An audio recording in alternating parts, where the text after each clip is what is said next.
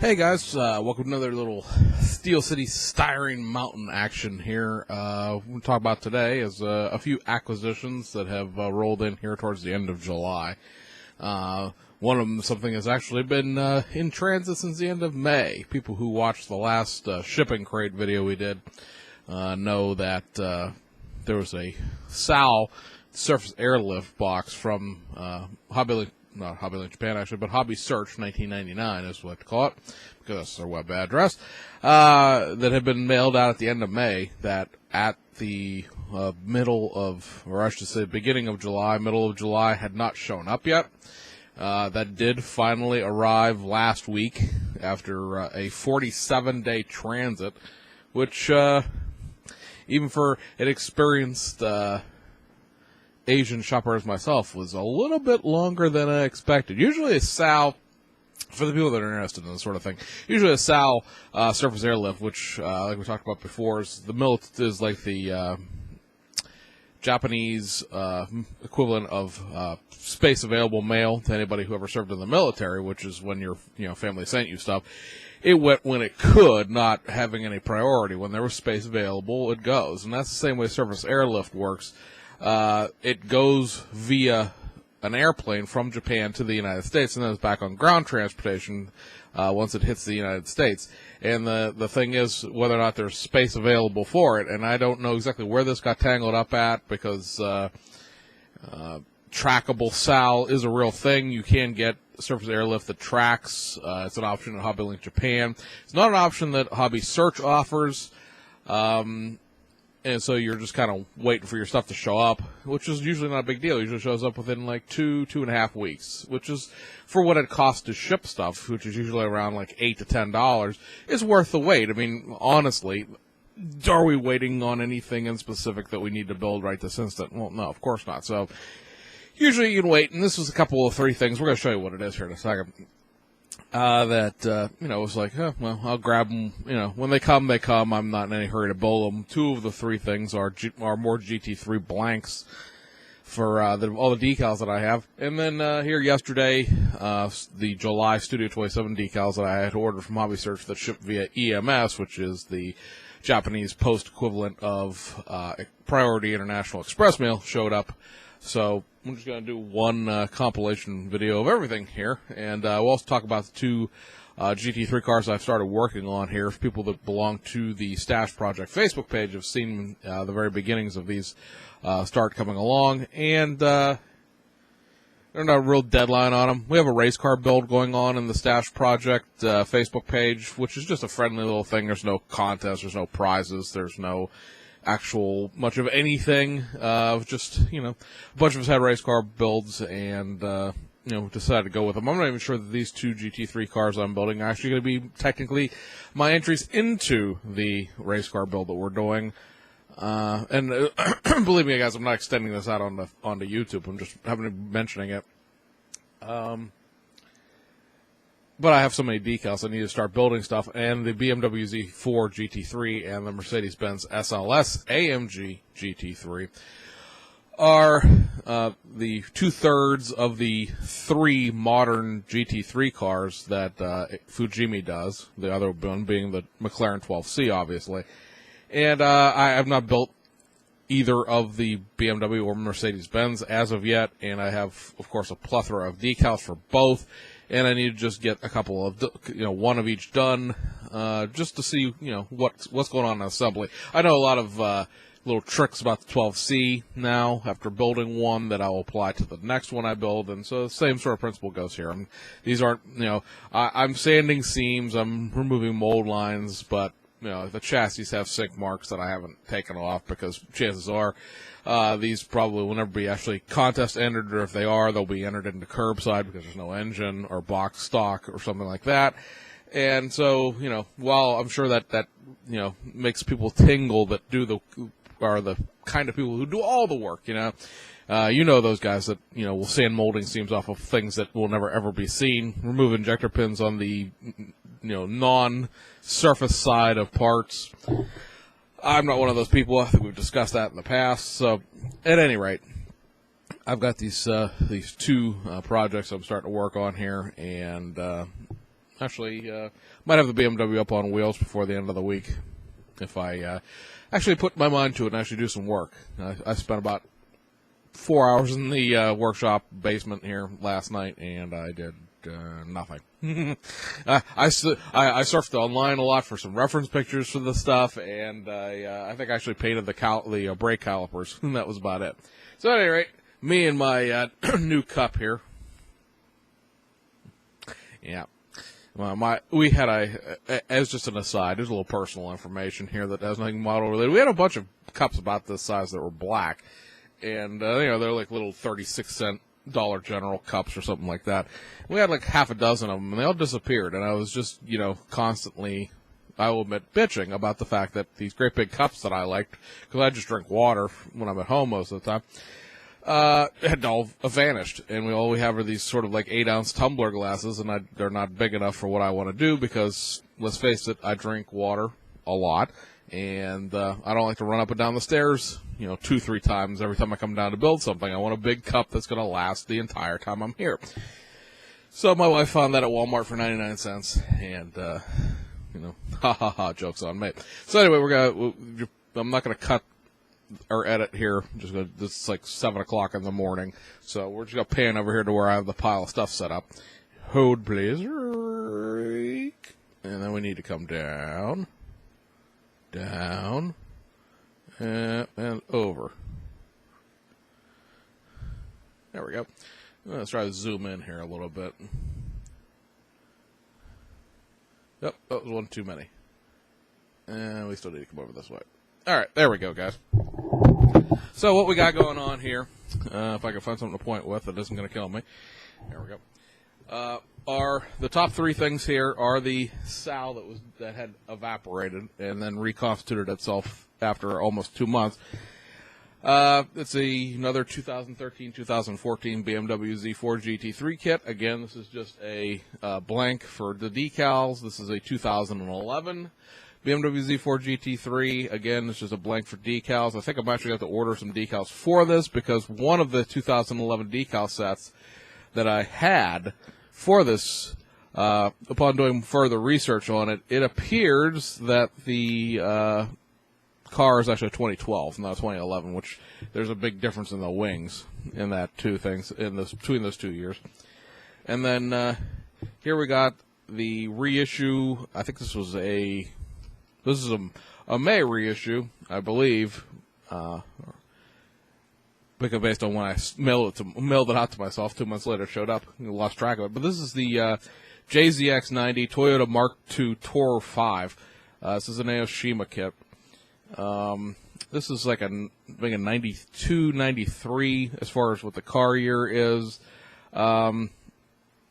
I don't know why it got reissued. I mean, there was no real big demand for it, I don't suppose. But it is another, completely bland Toyota 4-door that, if you guys watch, know that I love these just bland cars because I just, it's everybody always has to sort of complain that, the domestic manufacturers don't do any 4-door sedans and they don't do any just run-of-the-mill cars. And if you go into Japanese models, they make nothing but 4-door run-of-the-mill cars. So here, I picked this up from a good friend of mine, Gary Kolchak. This is being to me, a Alfa Romeo 155 V6 Ti in the Bosch livery. This is a 1996 German DTM car. I picked this kit up because I have, first of all, I have the Shunko replacement decals for this because mid-90s, to me, decals are known to be junk. Gary does take very good care of his kits. He's a very, you probably know Gary Kolchak. If you don't know him, you just by having seen his models built in various magazines. He famously won the, we can't call it the Batman kit build-off thing by turning it into a, like, GT1 style race car back in the late 90s, and has been just on a roll ever since. Believe me, if you don't know who he is personally, you've seen his work done. That's why the name sounds familiar to you, believe me. At any rate, I bought this because I have a set of carbon fiber for the Alfa Romeo, although the carbon fiber, much to my chagrin, is for the 1993-1994 Alfa Romeo. And there are differences both in the front end of the car as well as the entire engine intake, and a bunch of stuff is different in the interiors. It's probably why these kits don't get reissued all that often, because they're basically two different kits. One was a 93-94 done in the Alfa Romeo corporate sponsorship, and then one was done as the Jägermeister car, which got reissued not that long ago. And then there's the 95-96 cars, which are the Martini-sponsored car and this Bosch car. I'm still thrilled to have it because I got it for what I feel was a very reasonable price compared to what they go for on eBay a lot of the times. And like I said, I have the supplemental decal sheet for it, so, I mean, I'll just build it the way it is without the carbon fiber. And then I've got to go hunt down one of the older ones to actually get the carbon fiber. And down here on the bottom, still with its shrink wrap, and this is because I was out in Columbus with a good friend of mine, Mike Newport, when I went to a sort of a build and bowl kind of thing at the hobby shop they went to, and saw a bunch of guys from the Columbus Buckeye Scale Auto Club, including Mr. Matt Gettert. And this was on the shelf, and it's sort of been disappearing because Revell did their run of it and it sold out, and they're talking about doing another run of it to replenish stocks, but as of yet they have not actually done so, because this the tooling for this is actually over in Germany, even though it was designed in the United States, because the tooling, if you remember historically speaking, we've discussed this when this kit was coming out, was done in Denmark way back when, in the 80s. And, you know, this kit, I will say, the reason it's still shrink wrapped is because Mike has one, and I got a chance to dig through his, so I didn't open mine yet because I've already seen what's inside of here, is very, very injector pinny. Every single thing that you could think of has an injector pin on it. Now, it's all on, like, the bottom of these surfaces and the inside of these surfaces, but the problem, of course, being that this, you know, trailer being what it is, you know, it's all open, so you're going to be able to see all of the inside surfaces, and there are many, many ejector pins on these things. I mean, it was 1980s tooling, and that was just what was done back then, and it was acceptable, and, you know, but it's still a nice kit for what it is. I'm not sure what this thing is curb priced at. Didn't pay for that price, but for what it is, I mean, it's running about somewhere between $30 and $40 when you can find them. Hobby shops seem to either have these in stock and can't get rid of them, or they all sold out of them around here, at least locally.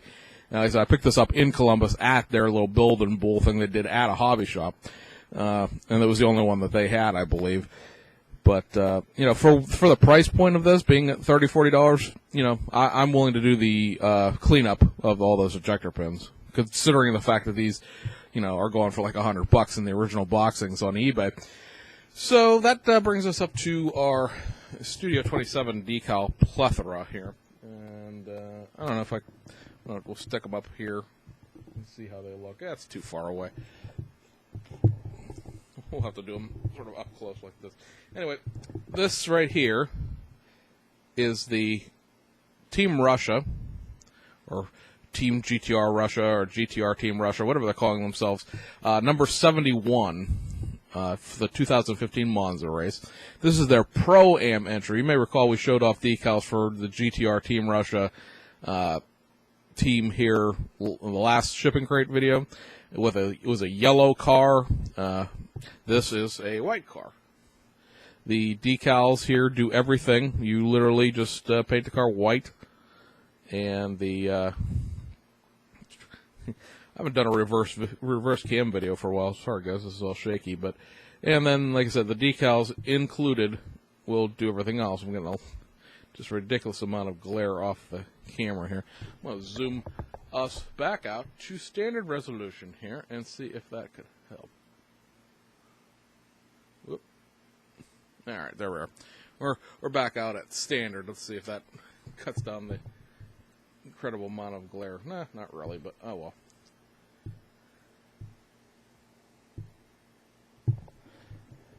Very nice, like I said, very nice set of decals. I like the fact that it has the hood vent cutouts, so you don't have to cut those things out themselves.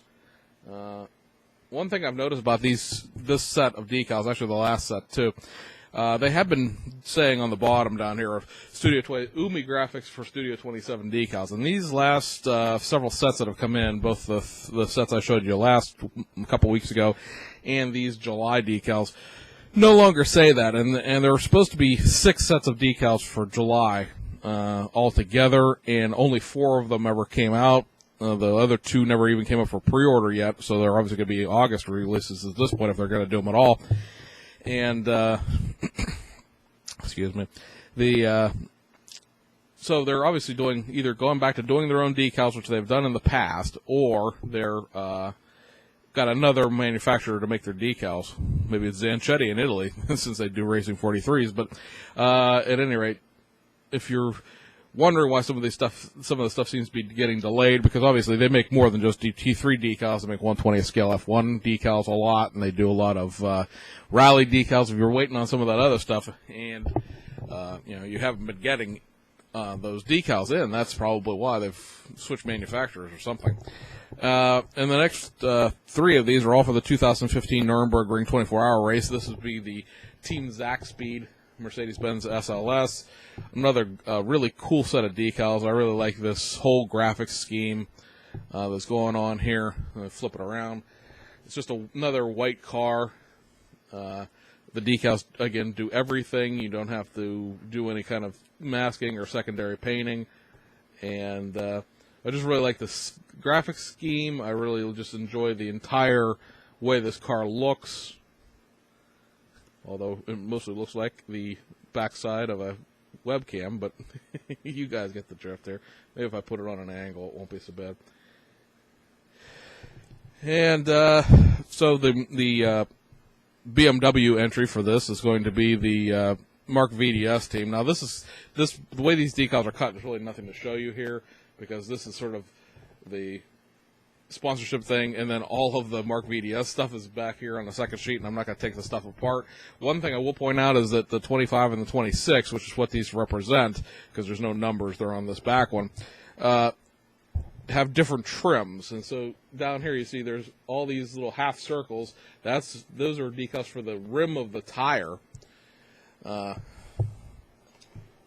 They literally, I know this is going to show up like crap because it's black, but they literally show up, they're literally on the actual outside rim of this tire once you mount it. And then these decals down here are for the mirror, top and bottom. And then the 25 car is on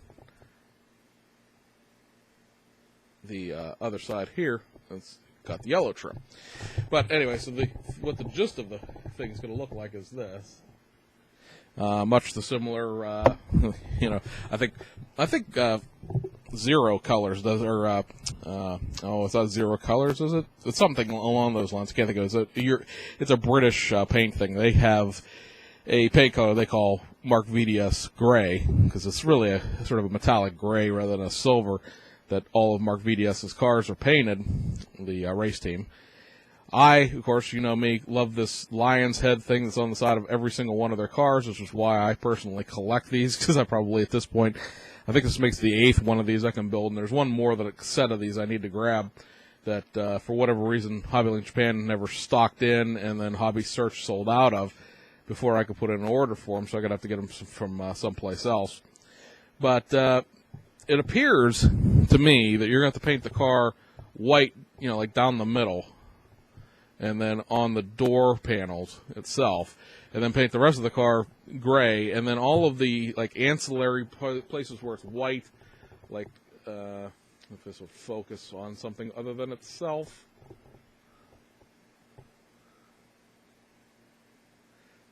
It's really, I know it's blurry, guys, but back there behind the rear wheel, see there's that sort of spear of white surrounded by gold. That white is actually a decal. That's this decal right here that you can see has white with it. So you have to paint parts of the car white, and other parts of the car are covered in decals. It probably would have made the decals prohibitively expensive had they actually included white decals for all of the white areas.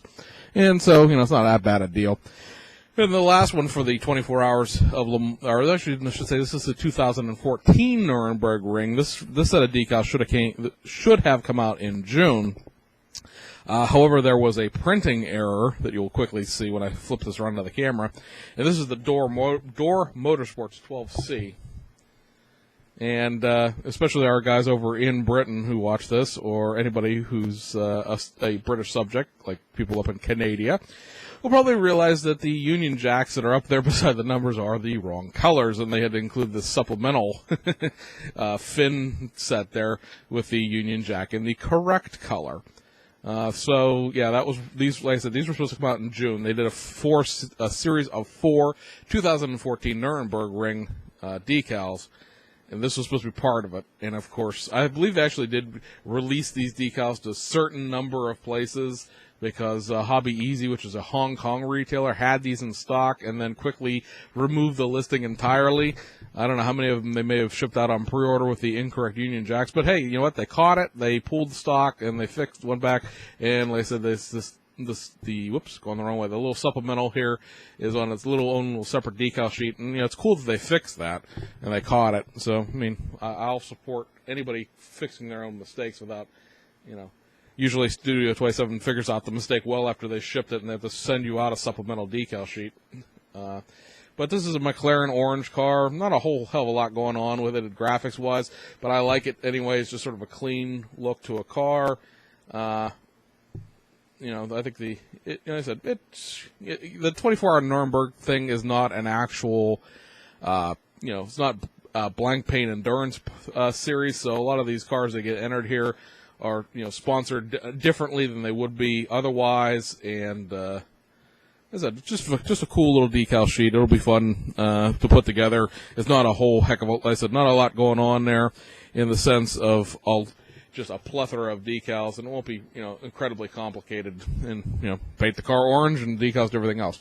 So anyway, like I said, we got 2 things that are on the bench right now, as I start building out a set of BMW and Mercedes kits. And the BMW is going to be this 2014 Team Russia, at Silverstone for the European Le Mans series. It's just a bunch of things spinning around so you actually figure out what the car's going to look like. This is the same, I believe the same people that are behind the GTR Team Russia blank paint cars. This was raced in the European Le Mans series. This particularly is a Silverstone car. Now, there was several sets of European Le Mans decals that Studio 27 did for this race over the course of the years, and most of those are for the Team Akasi cars. And this was the Barnwell race team, or Barwell race team that fielded this car with a bunch of Russian drivers, or from it's just never going to focus on this stuff just because of the way I have this. The way the lighting is down here tonight, so I apologize in advance. But what's really cool about this is all of these decals. Well, there we go. That focused real well. All the silver things here, guys, are actually chrome. There's chrome decals included in this. This is why this decal set was like $40, retail price. I think Hobby Link Japan sells it for somewhere around like 31 or something like that. But it's very cool. As I said, all the silver on this car is chrome. There's a separate chrome decal sheet that you can't see because it's behind the main one.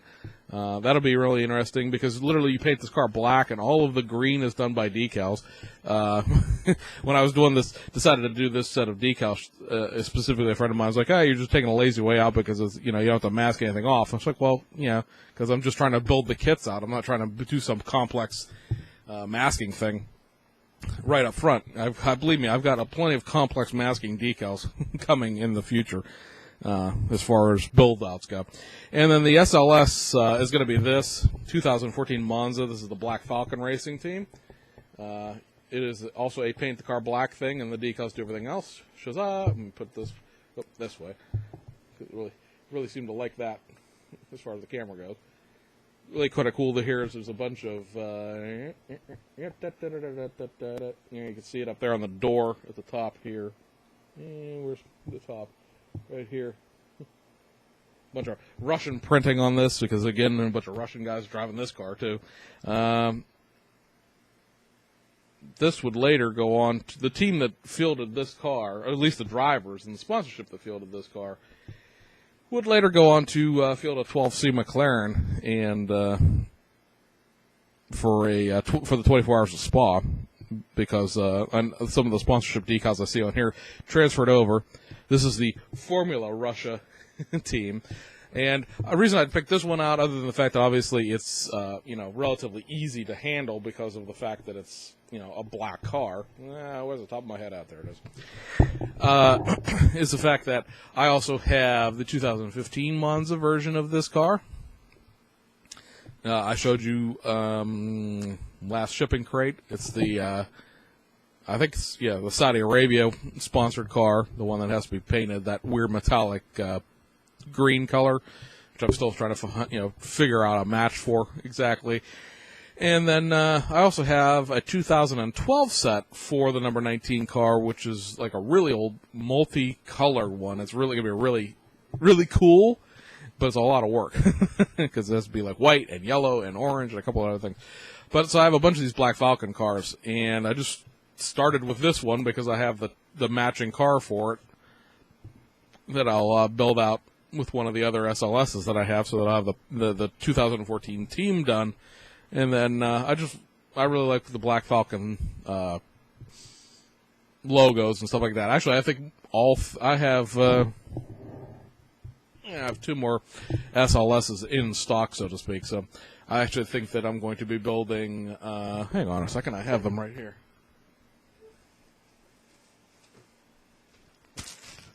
Please pause while we go through this giant wad of decals.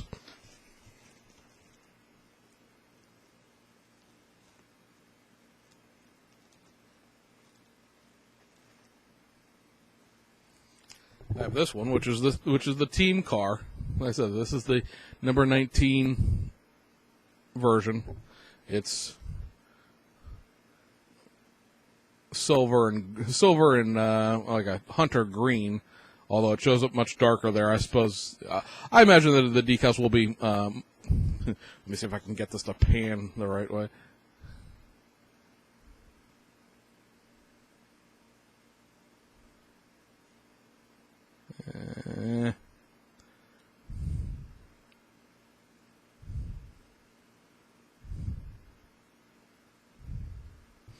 But like I said, this is what this is.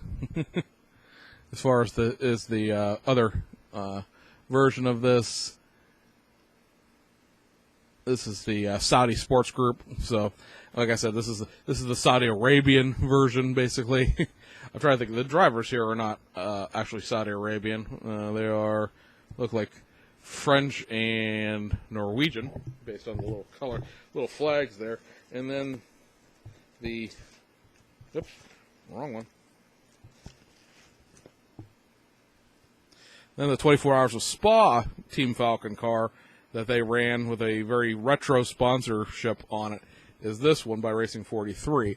So these would be the 3 2014 Black Falcon teams, and I think that's what I'm going to do with my 3 SLSs that I have on hand, is build out all 3 of the 2014 teams so I can display them side by side, because I was not planning really to do that, but then I saw a picture of all 3 of them together, so it is what it is in that sense. I'm trying to see if there's a completely different set of drivers for this car. I was just looking to see if the drivers matched either one of these, but they certainly do not.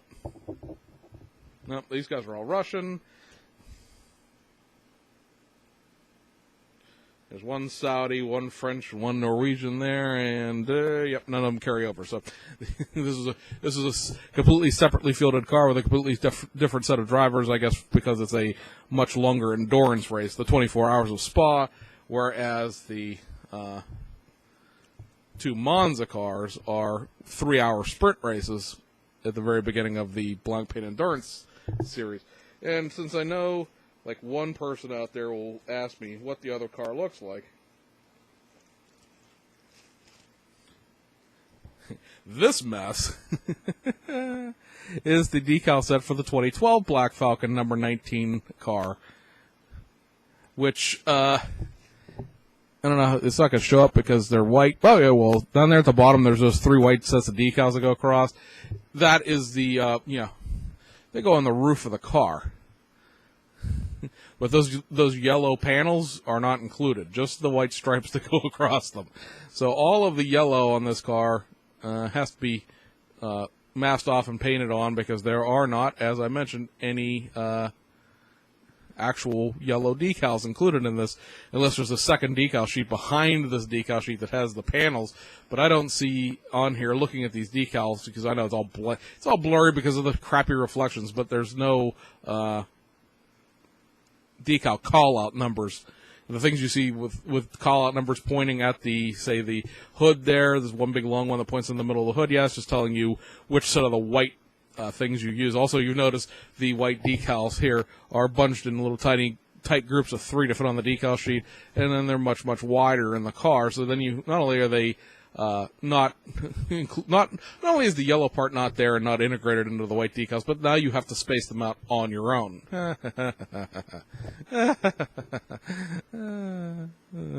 like I said, there's quite a few of these older 2012, 2013 decal sets that they did for the SLS especially that are going to be quite entertaining in the frustrating, strip it repeatedly kind of sort of way. But anyway, so guys, that's what we got. There's not a whole heck of a lot to show you from either one of the 2 builds right now. I've got the chassis spray bombed Tamiya semi-gloss black.